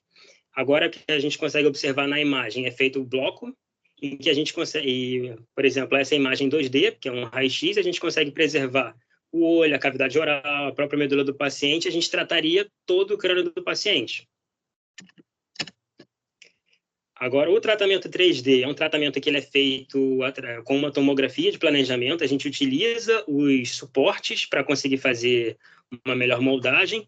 A gente pode observar nessa paciente da foto em que ela está usando uma máscara termoplástica, uma máscara ela é adaptada ao rosto do paciente, ela é feita para ficar exatamente no rosto da paciente. Ela consegue enxergar, consegue respirar. A única finalidade da máscara é prevenir, impossibilitar a movimentação desse paciente. Com o advento da tecnologia 3D, a gente conseguiu direcionar mais o nosso campo de tratamento. Por exemplo, a gente consegue direcionar exatamente qual é o volume que a gente quer tratar com a nossa dose de tratamento. A gente consegue fundir elas com outros exames de imagem, por exemplo, a ressonância ou PET, que a gente tem a imagem, uma tomografia de planejamento, que a gente não consegue observar os tumores cerebrais, feita a ressonância, a gente consegue ter um volume de tratamento bem definido. O tratamento IMRT, que é a radioterapia com intensidade modulada, é o que a gente conhece como um planejamento inverso, em que a gente diz para a máquina o que a gente quer de dose, aonde e o que a gente quer proteger. Ela vai conseguir, a própria máquina, através dos parâmetros que a gente conseguir estipular, ela vai conseguir montar um plano terapêutico para a gente. A gente consegue observar que uma diferença entre o tratamento conformacional e o tratamento com IMRT é que no tratamento conformacional, tudo dentro do campo de tratamento recebe a mesma dose, enquanto no tratamento com IMRT existem diferentes doses em diferentes pontos. A gente consegue observar também que no IMRT a gente tem uma tecnologia multilif, que são lâminas metálicas que elas vão se mexer durante o tratamento e vai conseguir conformar melhor ainda nossa dose de tratamento. Com isso, conseguindo evitar a toxicidade da radioterapia. O tratamento agora com arco volumétrico ou Rapid Arc também é um planejamento inverso. Porém, a diferença dele para o IMRT é que ele vai tratar em toda a angulação, ele faz um círculo em volta do paciente, em cada ângulo ele vai conseguir fazer uma dose de tratamento. O IMRT, a gente consegue observar que são vários campos de tratamento, e nesses campos existe uma dose um pouco maior. Porém, no nosso volume de tratamento seria a dose de prescrição. Enquanto no arco volumétrico, a gente consegue observar que todo paciente recebe essa dose baixa. A gente consegue observar que o azul seria a menor dose, enquanto o vermelho seria a maior dose. Tecnologia com prótons. O prótons ele não está amplamente disponível, ele não está presente no Brasil, porém, está crescendo o número de centros que possuem prótons. Ele é um tratamento com uma partícula pesada, que ela possui massa e carga, melhorando assim o tratamento. A vantagem do próton é que ele não tem uma dose de saída, ele consegue tratar o volume que a gente quer e evitando, assim, evitando maiores toxicidades para aquele paciente. Porém, um aparelho de prótons ele acaba sendo muito caro, em que um aparelho de prótons consegue pagar por 10 aparelhos de fótons. Agora, o tratamento com a braquiterapia.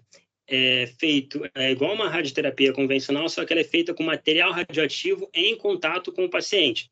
Existem diversos materiais radioativos, a exemplo do iodo 125.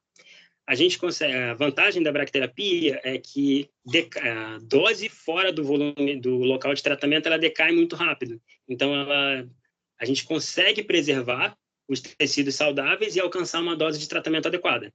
Ela é utilizada em diversas neoplasias a respeito da próstata, que a gente consegue ver essas sementes colocadas no paciente, e em ginecológicas, que a gente consegue ver o aplicador através da vagina da paciente e tratando também o útero. Existem outros sítios também, podem ser pele, mama, dentre outros.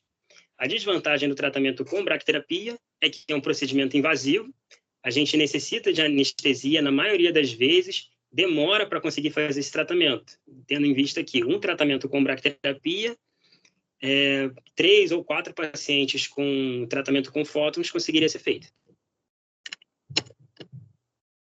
O tratamento com radiocirurgia, ele é um tratamento que a gente faz com uma dose muito alta em poucas sessões de tratamento. A vantagem da radiocirurgia é que ela é definida exatamente aonde a gente quer tratar. A gente permite margens mínimas de movimentação. Para isso, a gente utiliza imobilizadores diferentes, a exemplo do frame, que a gente consegue observar nas imagens. Esse é o frame utilizado no INCA, na instituição do INCA, em que é colocada uma caixa em que a gente imobiliza o rosto do paciente. Esse é um outro frame que é em alguns outros centros, a exemplo do Instituto do Cérebro, em que é colocada uma fixação ligada ao crânio do paciente, em que o paciente não consegue se mexer. E esse frame é encaixado na própria máquina. Agora, entrando na radioterapia na criança. A criança ela é um paciente em que todas as células estão em constante divisão celular. Ou seja, a radioterapia, como ela atrapalha esse processo de divisão celular, a criança vai apresentar maiores toxicidades com essa. Algumas toxicidades que a gente pode observar são sequelas neurocognitivas, motoras, distúrbios hormonais, principalmente também o distúrbio deficiência do GH, podem apresentar alterações ósseas, como quando a gente faz irradiação da cartilagem de crescimento, alterações musculares, vasculares, e alteração em função de alguns órgãos ou até mesmo uma segunda neoplasia. As toxicidades do nosso tratamento elas vão depender da área irradiada, da idade da criança, da dose total, a dose por fração e se tem ou não uma associação com quimioterapia. As toxicidades agudas, o paciente pode vir a apresentar náusea ao longo do dia, durante o dia do tratamento, náuseas e vômitos, pode vir a apresentar cefaleia, fadiga, alopécia, pode também acontecer. A descamação, a gente consegue observar, essa aqui é uma paciente adulta que realizou tratamento com câncer de mama, mas a gente consegue observar que a pele dela ficou bem descamativa. Em geral, essa descamação ela fica pior em regiões de dobra, a exemplo de região inguinal, na região da axila, e a hipercromia, em que a gente consegue observar que o pescoço do paciente tem uma tonalidade de pele um pouco mais diferente, um pouco mais escura.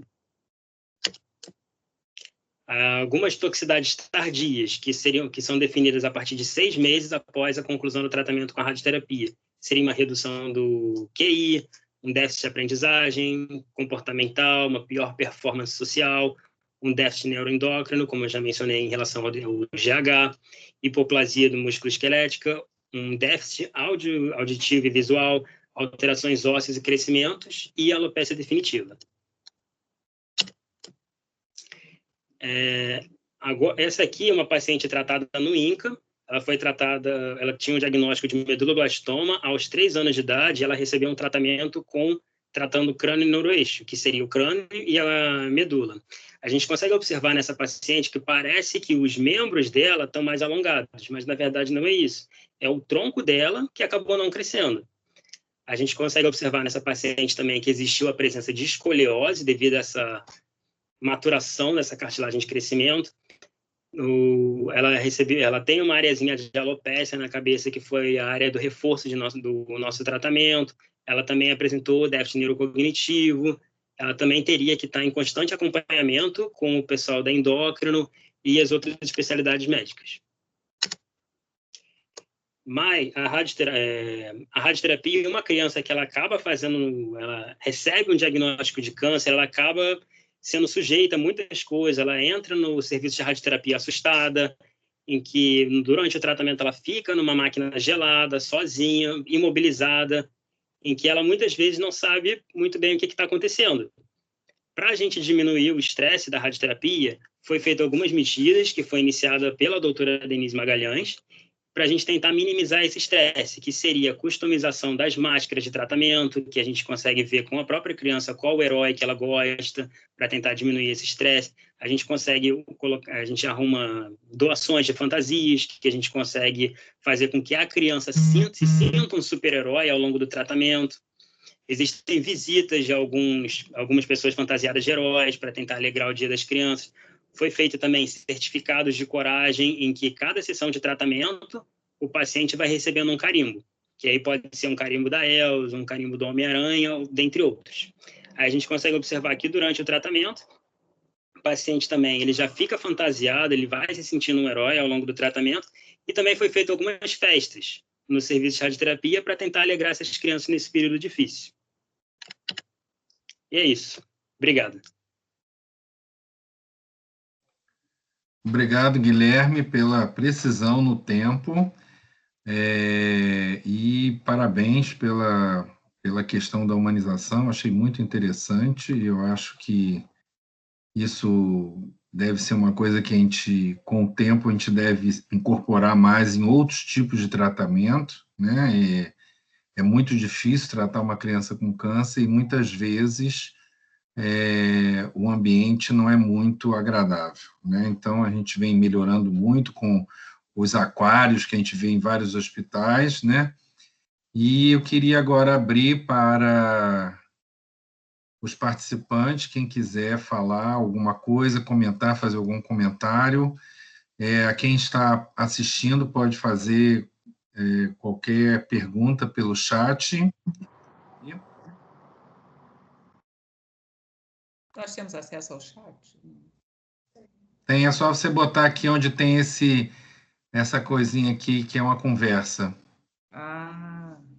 É só clicar aqui que aparece do lado do chat. Entendi.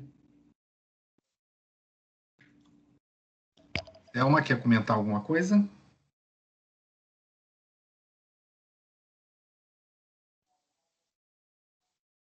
Selma? Oi, Paulo.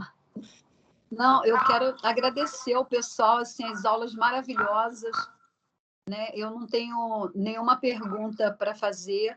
Quero dar os parabéns para todos. Você chegou a ver no chat se tem alguma, porque como eu estou no celular, eu não consigo acesso ao chat. Não tem. Tem agora um comentário do Pedro Garcia, parabenizando a qualidade do evento, a todos os palestrantes. Denise e Guilherme, muito orgulhoso de vocês, pediatras, sempre o exame físico. Ele diz que teve um caso de tumor de Wilms diagnosticado em fevereiro e após 9 meses de tratamento, a criança está curada. Não teve nenhuma pergunta. E teve um comentário também da Maria Alice Meirelles. Parabéns aos profissionais de saúde pela qualidade e experiência na identificação e tratamento do câncer. Eu posso fazer só um comentário, assim, que eu acho que... Eu até botei isso no chat, que eu acho que, historicamente, a gente ficou, como eu falei na aula, assim, muito distanciado da pediatria. Eu sinto isso, uma impressão que eu tenho. E compartilho com algumas amigas, assim, como a gente precisa se aproximar, porque, no fundo, boa parte das vezes está na mão realmente do pediatra, né? Essa tarefa de colocar isso no radar como uma possibilidade de diagnóstico diferencial. Né? No caso das doenças que se apresentam muito abruptamente nas emergências, mas às vezes é no consultório mesmo, é no ambulatório, no cuidado ali do dia a dia do pediatra num hospital universitário, um hospital pediátrico, um hospital geral. E aí, deixar esse canal aberto, porque a gente é muito, né, a doutora Selma é um emblema disso, assim, de como a oncologia ali nossa é uma oncologia aberta, para as pessoas ligarem, tem alguma dúvida, alguma coisa, né? É um hospital que está muito aberto, diferente da lógica dos adultos, que às vezes as pessoas, por proximidade, assim, lá no INCA só aceita com um diagnóstico, tem essa coisa assim, um pouco da distância. E não é o caso, né? A gente sabe que pela característica, tudo que a gente falou, a gente não está fechado nisso, né? A gente é bem aberto, ao contrário. Na realidade, o que acontece é que vocês trabalham num hospital especializado, né? Então, a gente trabalha no hospital especializado, a gente acaba só vendo aquilo. Então, a gente fica muito distante. E aí, a forma de contribuir é através disso, aulas, cursos, né, capacitações da equipe, dos pediatras que estão na ponta, porque são eles que vão identificar isso. É a mesma coisa, eu trabalho com doença falciforme, sou hematologista, mas muito com doença falciforme, e eu falo isso, o paciente com doença falciforme, ele morre na emergência. Tem que estar sempre falando com os pediatras das emergências, porque eles é que vão identificar a crise de dor, eles é que vão acreditar na dor, eles é que vão identificar o sequestro, a síndrome torácica aguda. O que vai acontecer na emergência? E na emergência não vai ter hematologista. O único lugar que tem hematologista na emergência é o Hemorrio. Na verdade... Que é outro instituto também especializado, né? Que também não vai ficar vendo infecção urinária, gastroenterite, pneumonia. Então, eu, por exemplo, estou dentro do IPPMG, a gente está sempre vendo, apesar do nosso ambulatório ser um ambulatório especializado, a gente também está sempre vendo. Mas essa coisa de vocês ficarem longe, isso acaba mesmo entristecendo a gente como especialista, né? Porque a gente gostaria de poder participar mais ativamente, né? De ser chamado na emergência para ver um tumor, né? Uma maçaroca na barriga, né? Que a gente não acontece isso com vocês, porque quando chega, ou chega com o diagnóstico certo, ou então com um encaminhamento já muito tardio. Né? Mas você sabe que nós assim, com essa questão, primeiro que o pediatra, ele, na verdade, o câncer pediátrico é raro, né? Não é tão frequente assim, mas são mais frequentes as condições comuns da criança. E o pediatra, o pediatra na vida dele profissional toda, ele vai ver, na verdade, 1, 2 casos, não vão ser muitos, né? Então, por isso é que também complica, e por isso que é importante a gente estar sempre falando, e a importância desse momento aqui, da gente estar aqui todo mundo junto. Né? E eu acho interessante que a gente faz um esforço muito grande com a estratégia de saúde da família, né? Mas também a gente tem que pensar nos pediatras e principalmente nas emergências, né? E muitas vezes esses pacientes eles vão ficando a doença vai agudizando de uma tal forma que muitos desses pacientes são diagnosticados na emergência. Então, o pediatra da emergência ele tem que estar muito alerta para quando vê a criança em relação aos sinais e sintomas. Ao Ivo, eu acho que quanto à Soperge, já que a gente teve esse canal aberto, então eu sugiro que todo mês de novembro, pelo menos, a gente faça um alerta aos coincide com pediatras. Vai coincidir. Isso, então, a gente já deixa essa sementezinha plantada para ela ir frutificando, crescendo e se multiplicando. Eu sugiro setembro também, que é o setembro dourado. Setembro e novembro. Em relação ao diagnóstico precoce, eu posso contar aqui uma situação interessante que aconteceu comigo.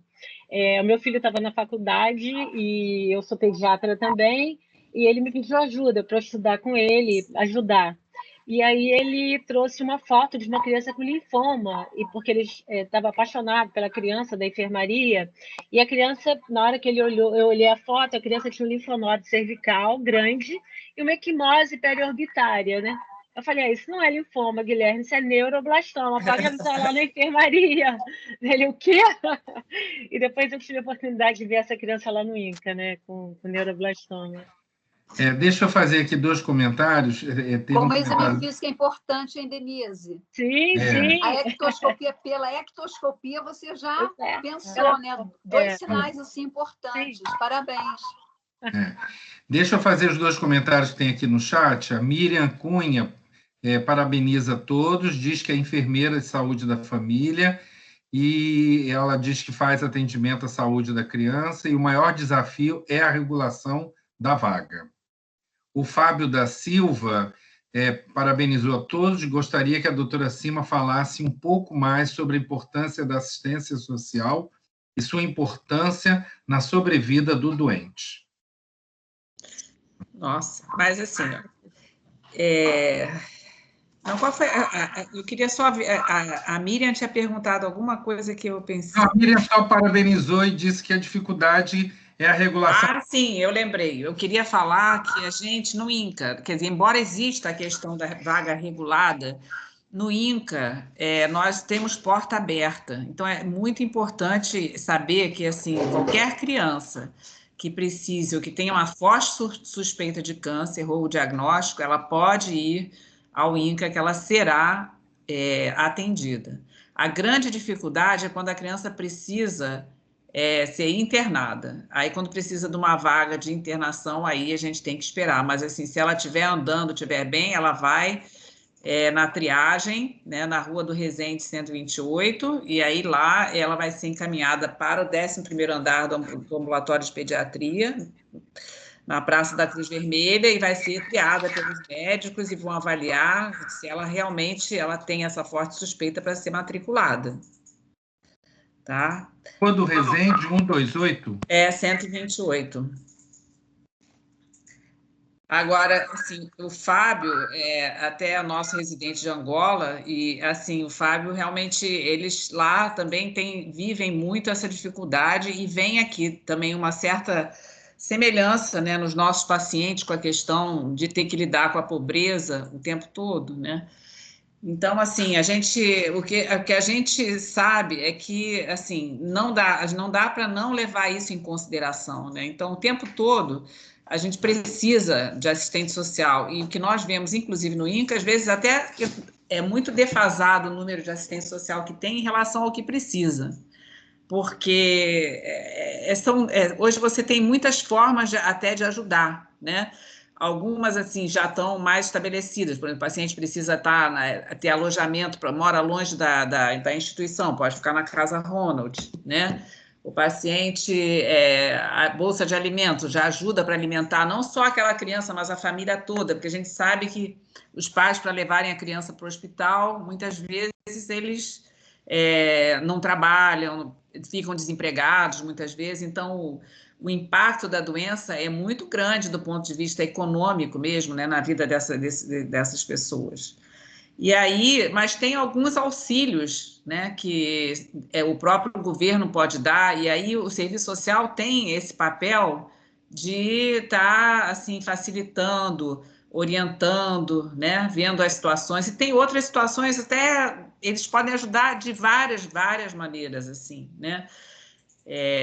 Às vezes, até quando você tem rede social reduzida para ajudar a trazer para o hospital, então pode ajudar e tentando identificar algum familiar, algum que possa estar ajudando no cuidado da criança, trazendo a criança para o hospital. Então, assim, sem dúvida nenhuma, essa questão, eu sempre digo, né, que câncer já é uma coisa muito difícil, mas câncer com pobreza é muito mais difícil ainda. Então, assim, a gente tem, se a gente quer, se o objetivo é curar a criança, essa parte tem que ser vista. E muitas vezes no projeto do abandono que a gente vê, muitas vezes o paciente não vem tratar porque não tinha o dinheiro da passagem, não veio tratar porque não tinha com quem deixar, ou mora muito longe. Então, tem várias situações, né, que a gente vive todo dia.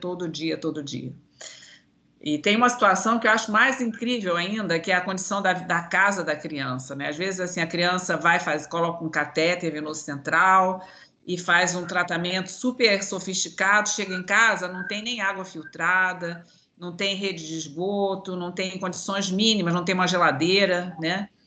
E teve uma época que a gente tinha um projeto desses na Casa Ronald, que é de melhorar a condição mínima da casa da criança, né? Assim, mas é difícil você conseguir recurso e manter esse projeto também. Mas, assim, tudo que puder ser feito para melhorar e ajudar, levando em consideração, não dá para negar que realmente existe uma questão social e econômica, eu acho que isso tem que ser bem enfrentado junto com o tratamento do câncer. Pelas suas considerações. Aqui o Fábio mandou também para a doutora Natália. Na sua opinião, o que falta para que se reduza ainda mais a mortalidade do câncer pediátrico no Brasil?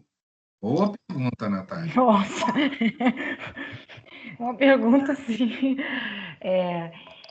Na verdade, assim, acho que uma das coisas já se falou, né?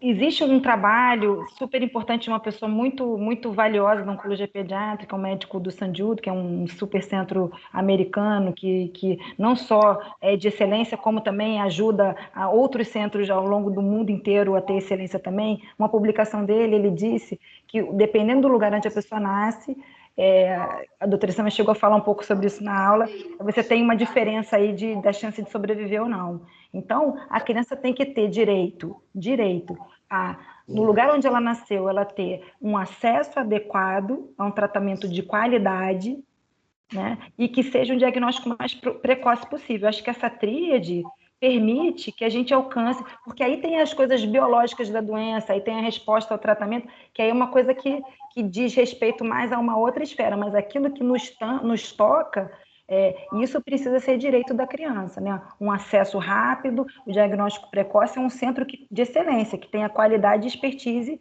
para tratar essa criança. Acho que com isso a gente já vence aí um bocado dos problemas, né? A gente tem uma publicação agora recente do nosso grupo, a doutora Cima conhece bem essa publicação, que da doutora Clarissa, nossa oftalmologista, com os casos de retinoblastoma, uma associação tremenda da sobrevida com a pobreza. Então, assim, é isso, a gente resolvendo algumas questões socioeconômicas, status socioeconômico, a gente consegue também aí oferecer uma sobrevida maior.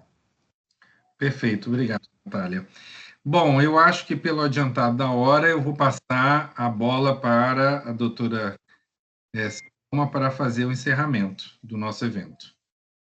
Então, nós do mestrado profissional em saúde materna e infantil, quero agradecer muito a vocês, foi ótimo, assim, excelentes aulas, né? Quero agradecer ao Guilherme, que aceitou esse desafio como residente, né? E nosso aluno atual da turma de 2020, né? Terá um futuro brilhante, viu, Guilherme?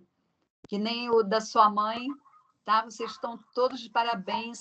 A Denise, assim, o trabalho que ela fez de humanização, né, que ela apresentou na dissertação dela, eu até comentei, quando eu estava corrigindo o trabalho, a minha ajudante estava do lado, olha só, Lu, o que essa aluna fez? Olha que coisa ali. Ela começou a chorar, eu comecei a chorar também. Assim, emocionante, né? Assim, uma coisa que pode ajudar a criança, né? O nosso objetivo principal é a melhora da criança, né? A criança sofrida com dor, tratamento crônico, né? Os pais também sofrem. Então, assim, vocês são verdadeiros heróis, sabe? Que quem cuida dessa parte, né? De câncer infanto-juvenil, tá? Então, meu agradecimento, tá? Desejo a vocês sucesso, que continue acima, continue com o seu trabalho, que Deus os abençoe a todos. Muito obrigada. Obrigada a vocês. Obrigada, muito gentil. Obrigado, tchau, boa noite. Parabéns. Obrigada. Tchau, doutor. Estou encerrando aqui a gravação. Obrigado. Muito obrigada, tchau. Diego. Nada, doutor.